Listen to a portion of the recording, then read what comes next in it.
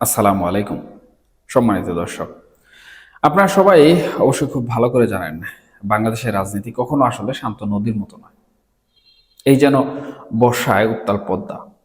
আজ হয়তো কিছুটা শান্ত মনে হচ্ছে, কিন্তু কালই হয়তো দেখবেন এক নতুন ঘূর্ণি এসে সবকিছু তছনছ করে দিচ্ছে। আর পরশু হয়তো একদম ঠিক পরিবর্তন করে অন্য খাতে বইতে শুরু করেছে।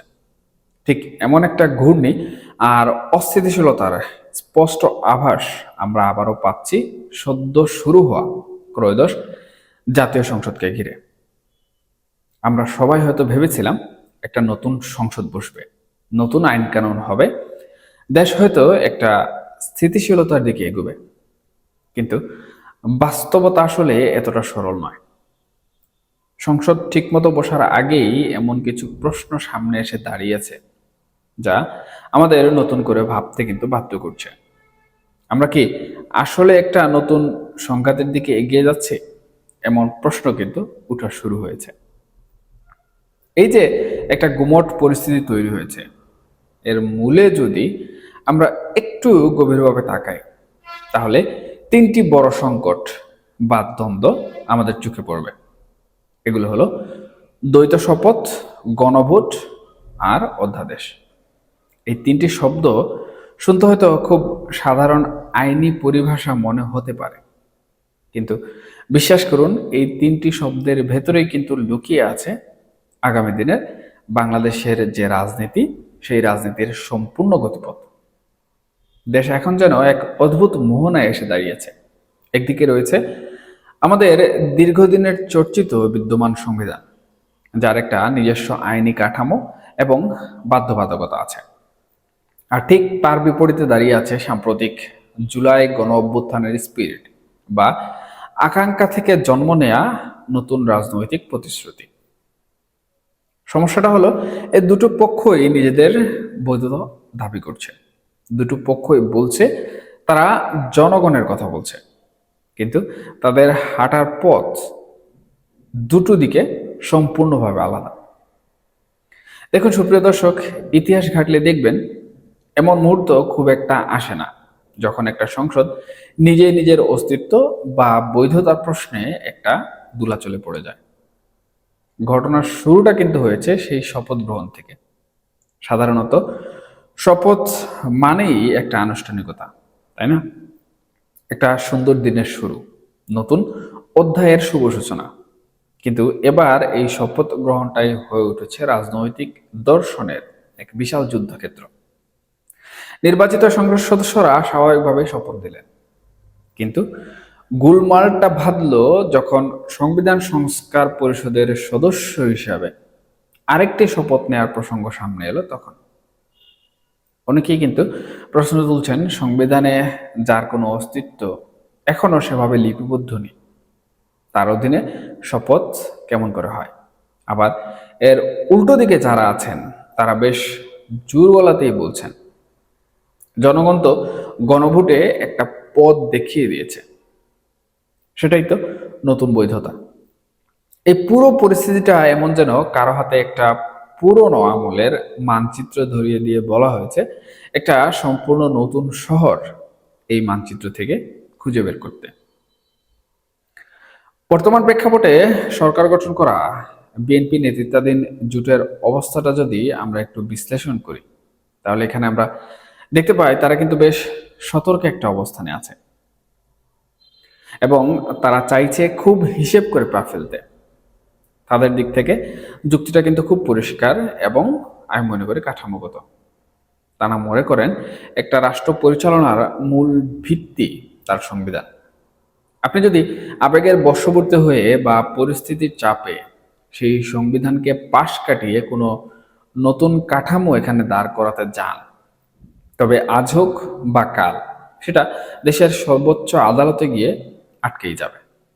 তাই তাদের সোজা কথা, আগে সংসদ বসুক, সেখানে আলোচনা হোক, আইন পাশ হোক, তারপর সেই আইনের কাঠামোর ভেতরে থেকে যে সংস্কার রয়েছে সেই সংস্কার হোক। কথাটা শুনলে কিন্তু মনে হয় ধীরস্থির এবং অভিজ্ঞ কোনো আইনজীবীর যুক্তিতর্ক শুনছি। যেখানে নিয়মকে আগে স্থান দেওয়া হচ্ছে আর পরিবর্তনকে রাখা হচ্ছে নিয়মের পরে। কিন্তু মুদ্রার অন্য পিঠটাও তো আমাদের আসলে দেখতে হবে। যারা বর্তমান সময়ে বিরোধী জোটে আছেন বা যারা ওই জুলাই আন্দোলনের স্পিরিট ধারণ করেন, তাদের বক্তব্য এবং সুর সম্পূর্ণ ভিন্ন। তাদের মতে গণভোট হলো জনগণের সরাসরি রায়। জনগণ যদি কোনো পরিবর্তনের পক্ষে স্পষ্ট ম্যান্ডেট দেয়, তাহলে সেই রায়কে শুধু একটা আইনি মাপকাঠিতে বিচার করলে কোনোভাবে চলবে না। তাদের চোখে জনগণের এই রায় সংবিধানের চেয়েও শক্তিশালী এবং একটা শক্ত রাজনৈতিক ম্যান্ডেট। তারা এটাকে সেফ আইনের মারপেচ হিসাবে দেখতে নারাজ। বরং তারা মনে করেন এটা রাজপথের সেই তুমুল আন্দোলনেরই একটা ধারাবাহিকতা। আর সুপ্রিয় দর্শক, ঠিক এখানেই বাংলাদেশের রাজনীতির সেই চিরচেনা দ্বন্দ্বটা কিন্তু একেবারে নগ্নভাবে আমাদের সামনে চলে এসেছে। আইনের বৈধতা বনাম জনরায়ের বৈধতা। এই যে একটা তাত্ত্বিক দ্বন্দ্ব যেটা বিগত দিন ধরে চলছিল, এর মধ্যে একেবারে আগুনের ঘি ঢালার মতো কাজ করেছে কিছু অধ্যাদেশ। আপনাদের নিশ্চয়ই অবশ্যই মনে থাকার কথা, অন্তর্বর্তীকালীন সরকারের সময় বেশ কিছু অধ্যাদেশ কিন্তু জারি হয়েছিল। সংখ্যায় বলতে গেলে প্রায় 130টির মতো। এখন এই অধ্যাদেশগুলোর ভবিষ্যৎ কি হবে সেটা নিয়ে সংসদের ভেতরে বাইরে এক অদ্ভুত টানাপোড়েন কিন্তু চলছে। এর মধ্যে বেশিরভাগ নিয়ে হয়তো একটা আপোষ বা সমঝোতা হয়ে গেছে, কিন্তু কয়েকটি বিশেষ অধ্যাদেশ, যার মধ্যে গণভোট অধ্যাদেশ অন্যতম, সেটা এখন রাজনীতির গলার কাটা হয়ে দাঁড়িয়েছে। এবং সম্প্রতি বর্তমান সরকার সেই গণভোটের অধ্যাদেশ বাতিল করেছে। এখন সরকার এবং বিরোধী দলের মধ্যে যে সীমারেখা দেখা যাচ্ছে, তাতে বাংলাদেশে আসন্ন একটি সংকট আমরা লক্ষ্য করছি। বিরোধী পক্ষ বলছে এটা জনগণের সরাসরি রায়ের প্রতিফলন, এটা বাতিল করা যাবে না। সোজা কথায় প্রশ্ন দাঁড়িয়েছে, আইনের আসল উৎসটা আসলে কোথায়? সেটা কি রাষ্ট্রপতির স্বাক্ষরে নাকি সরাসরি জনগণের আদালতে? এবং বিএনপি যে এই রায় বাতিল করলো বা এই অধ্যাদেশ সম্পূর্ণরূপে বাতিল করে দিল, এটা প্রকৃতপক্ষে বাংলাদেশকে কোন দিকে নিয়ে যাবে? এই প্রশ্নগুলোর উত্তর খোঁজা কিন্তু মোটেও সহজ কোনো কাজ নয়। কারণ আমরা যদি পৃথিবীর বিভিন্ন দেশের বা আমাদের নিজেদের সংবিধানের ইতিহাস দেখি, তাহলে আমরা দেখতে পাই এমন অনেক নজির আছে যেখানে বাস্তবতা আগে তৈরি হয়েছে আর আইন পরিস্থিতি সামাল দিতে পরে এসে যুক্ত হয়েছে। আবার অনেক সময় দেখা যায় শক্ত আইনি ভিত্তি ছাড়া কোনো নতুন বাস্তবতা আসলে দীর্ঘস্থায়ী হয় না।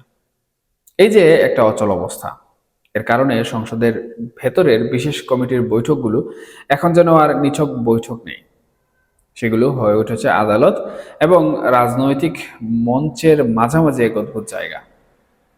ঘন্টার পর ঘন্টা দীর্ঘ বৈঠক চলছে, যুক্তি পাল্টা যুক্তি দেওয়া হচ্ছে, কিন্তু একটা ব্যাপার বেশ পরিষ্কার, সিদ্ধান্ত যেদিকেই যাক না কেন কোনো পক্ষই কিন্তু পুরোপুরিভাবে সন্তুষ্ট হয়নি বা সন্তুষ্ট হবে না। আর এই অসন্তুষ্টির জায়গা থেকে কিন্তু নতুন অস্থিতিশীলতার মেঘ ইতিমধ্যেই জমতে শুরু করেছে রাজপথে। সংসদ যখন কোনো সমাধানের পথ দেখাতে ব্যর্থ হয়, রাজনীতির পুরনো ব্যাকরণ বলে, তখন রাজপথ সেই দায়িত্ব নিজে কাঁধে তুলে নেয়। আমরা এরই মধ্যে কিন্তু দেখতে পাচ্ছি বিরোধী দলগুলো, বিশেষ করে জামায়াত এবং এনসিপি কিন্তু কোনোভাবেই চুপ করে বসেনি। তারা স্পষ্টতই নতুন করে কঠোর আন্দোলনের একটা প্রচ্ছন্ন ইঙ্গিত কিন্তু দিয়ে রেখেছে।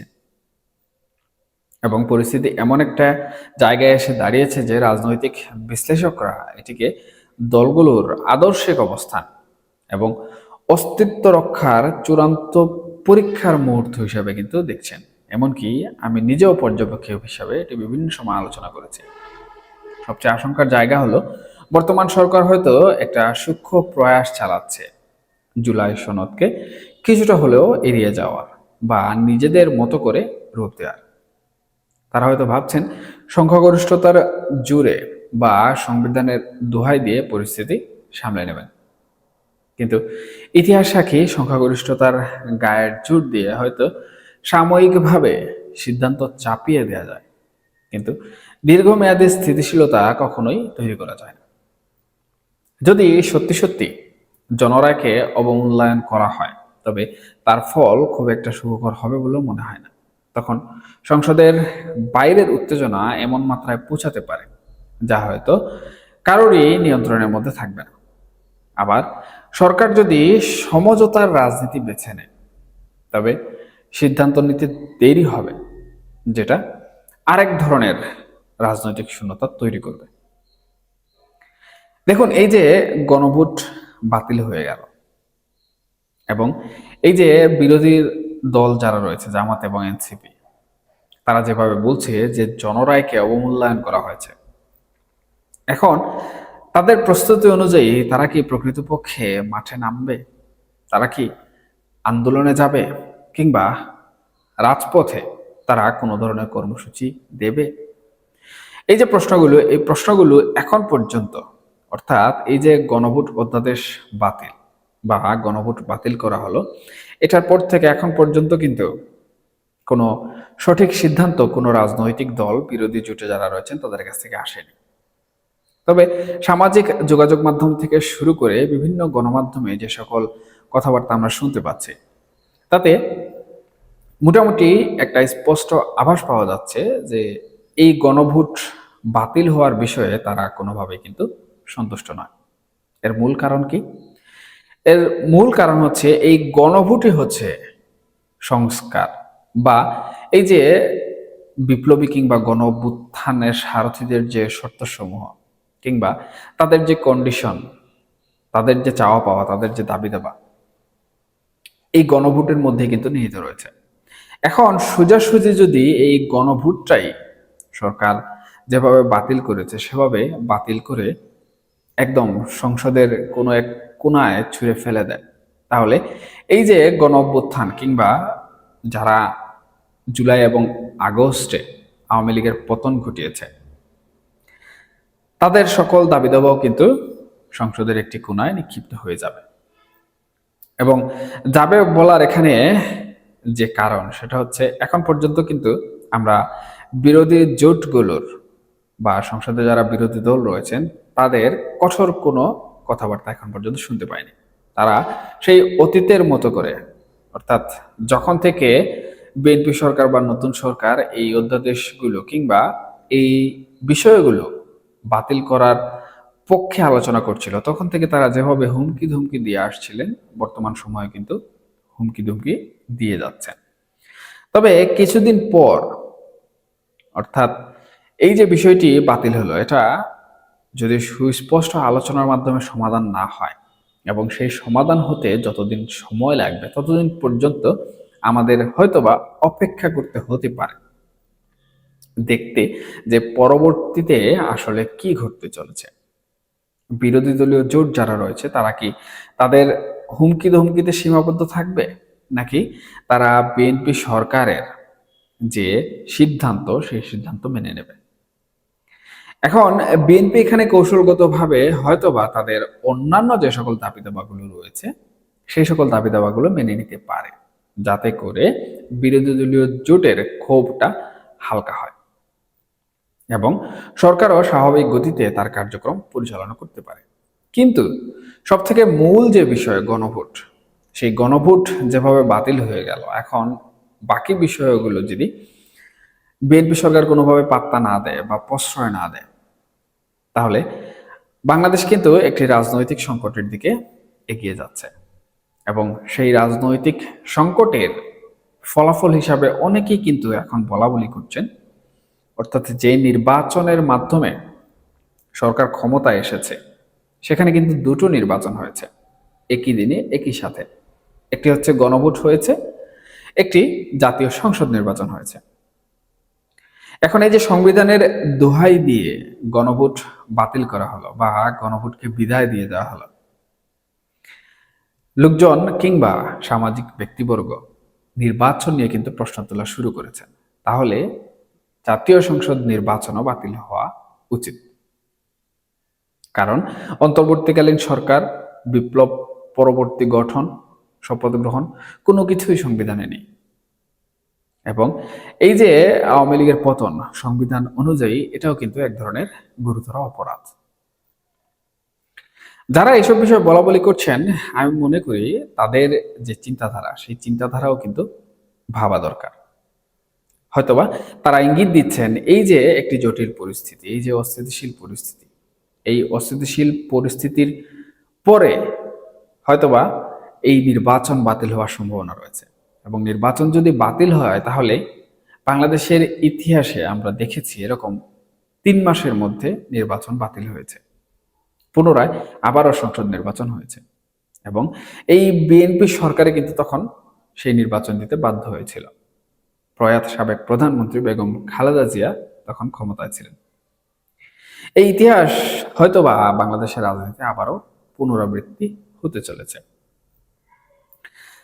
তাহলে এই ইতিহাস যদি পুনরাবৃত্তি হয়, সেখানে কি বাংলাদেশের যে গণতান্ত্রিক অন্তর্ভুক্তি, সকল দলের অংশগ্রহণ, সেটা কি নিশ্চিত হবে? দেখুন, এটা আসলে সরাসরি কেউ নিশ্চিত করতে পারবে না। এটা যার যার অবস্থান তারা নিশ্চিত করতে পারবে। আওয়ামী লীগ নিয়ে অনেকেরই নানা ধরনের প্রশ্ন রয়েছে যে আওয়ামী লীগ সেই সময়ে নির্বাচন হবে কিনা বা নির্বাচনে আসতে পারবে কিনা। দেখুন, এখন পর্যন্ত কিন্তু নির্বাচন হয়নি বা সরকার কিন্তু ব্যর্থ হয়নি। বিরোধী দলীয় জোট কোনো ধরনের আন্দোলন কিন্তু করেনি, আন্দোলনের ডাকও দেয়নি। তাদের মধ্যে একটা সমঝোতা চলছে। যদি সেটা হয়, তাহলে আওয়ামী লীগের অংশগ্রহণ নিয়ে চিন্তা করতে হবে বা প্রশ্ন করতে হবে। আর আওয়ামী লীগ ফেরা তখন আর কিন্তু এই যে বিএনপি কিংবা জামাত অথবা এনসিপির উপর নির্ভর করবে না। আমি মনে করি আওয়ামী লীগের গায়ের জোরের উপর তখন আওয়ামী লীগের রাজনীতির ফেরা নির্ভর করবে, নির্বাচনে অংশগ্রহণ করা বিষয়টি নির্ভর করবে। সুতরাং আগে আমরা দেখতে হবে বিষয়টা কত দূর যায় বা জল কত দূর গড়ায়। প্রকৃতপক্ষে কি অস্থিতিশীলতার সৃষ্টি হয়? আসলে কি মধ্যবর্তী নির্বাচন হয়? জাতীয় সংসদ নির্বাচন কি বাতিল হয়, নাকি স্বাভাবিকভাবে চলতে থাকে? এগুলোর উত্তর পাওয়ার পর জানা যাবে আওয়ামী লীগের বিষয়টি। সবাই ভালো থাকুন, সুস্থ থাকুন, অবশ্যই অবশ্যই নিরাপদে থাকবেন। আল্লাহ হাফেজ।